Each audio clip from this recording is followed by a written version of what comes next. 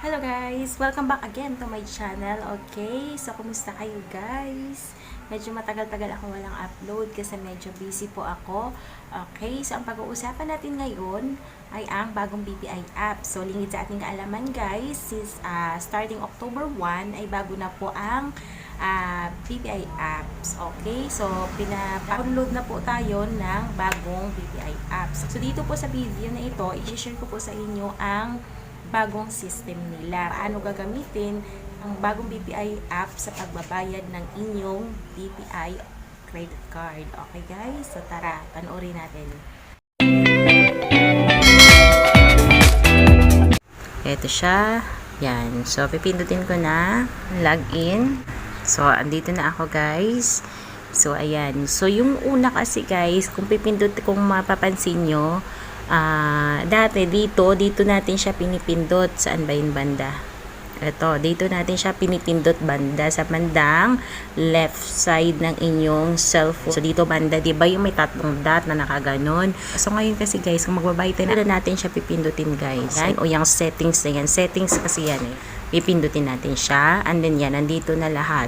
Ayan, meron dito profile.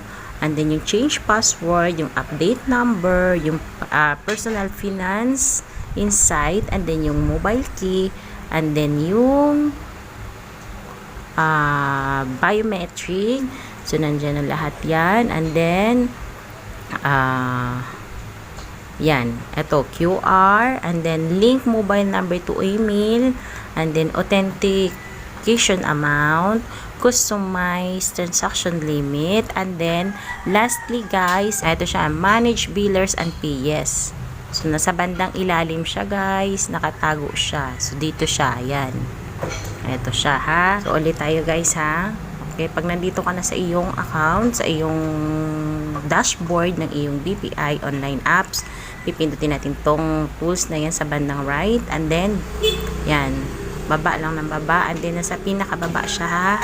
Ito po, yan, manage billers and PS, and then click natin.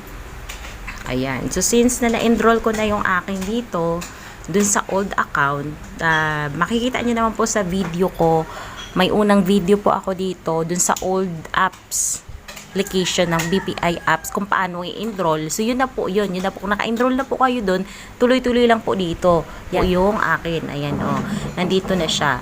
So that na yan. Yan, dyan mo siya pipindutin. Yan, and then pay bills din. Ito na po yung lalabas. Yan. So yung from, pay from, pipindutin nyo lang yan. Yan, then yung savings account nyo, and then pay to, yan, pay to BECC. Ayan. Yan, okay. So dyan kayo magbabayad. So andyan na siya, kompleto na yan guys. Ayan, kompleto na siya. And then kung magkaano yung amount, lagyan natin ng amount. Halimbawa, 1.7. Dahil 1.7 ang aking monthly. And then, pwede kang mag-additional message dyan. Ganyan, kung ano yung gusto mo. Then, check nyo muna natin. Okay, nandito na yung savings account. Nandito na yung kung saan ibabayad. Andyan na yung amount. And then, pwede na natin siyang i-continue.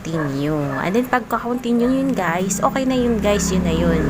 Okay, so kailangan mo lang i-screenshot para in case na may resibo ka. Pero actually, meron din naman dito. Pero para sure, pwede mo siyang i-screenshot. Yun na yun guys.